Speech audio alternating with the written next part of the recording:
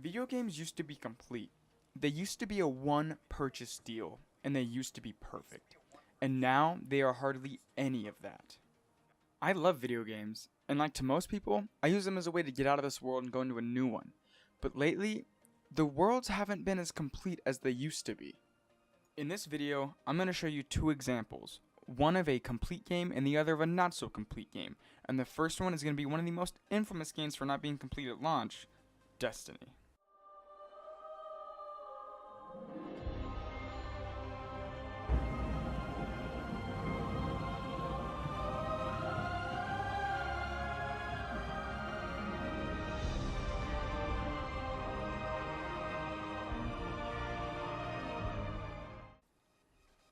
A game created by Bungie, the creators of Halo, and published by Activision, the same publisher of Call of Duty, this game was revealed during a PlayStation event in 2013. Hype built as it was being developed by the creators of Halo, one of the greatest and most iconic stories of all time and franchises. But at release, the game fell short of a lot.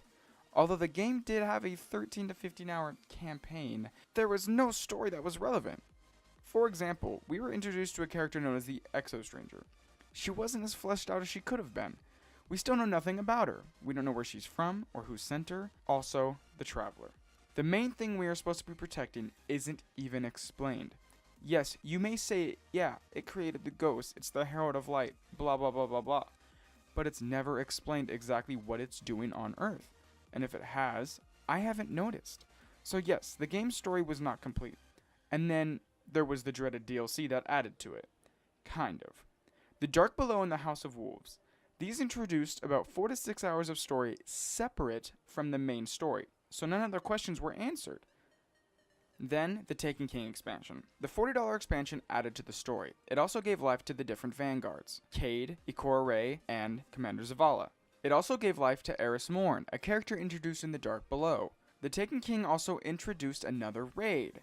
So now, in total, we had 3. The Vaults of Glass, which was in Vanilla Destiny, Crota's End, which was introduced in the Dark Below, and now King's Fall, where we take down Crota's father Oryx as he comes to our solar system looking to avenge his son. Now don't get me wrong, this was really awesome, but it got stale after a couple months. And then, later on the next year, the DLC that gave us another raid, more story missions, and some other cool stuff, The Rise of Iron.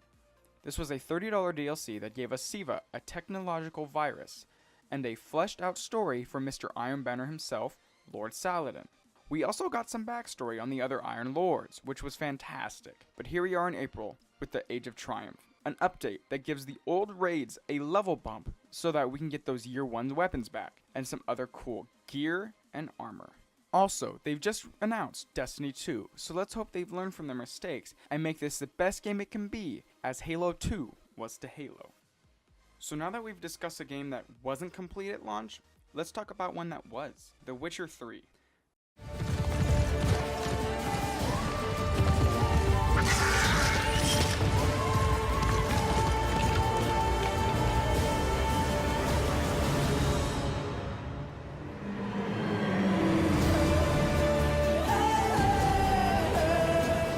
The Witcher 3 had a solid beginning, middle, and an end.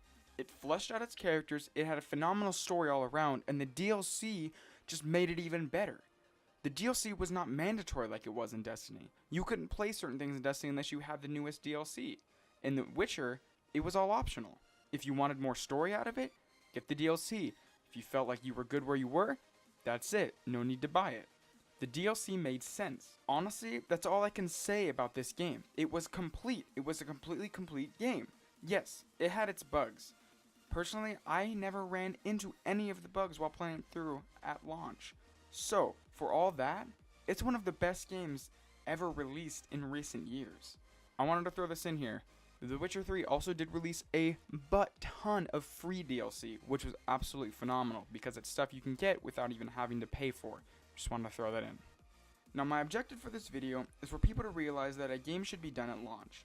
If a game gets delayed, it's a good thing, because it means that the developers are fixing the game, making sure it isn't broken, and making sure it's actually complete, so that there's no need for mandatory DLC. I want to say thank you for all the game companies that make sure their games are finished at launch, such as CD Projekt Red, and I want to thank you for taking time out of your day and watching this video. See you later.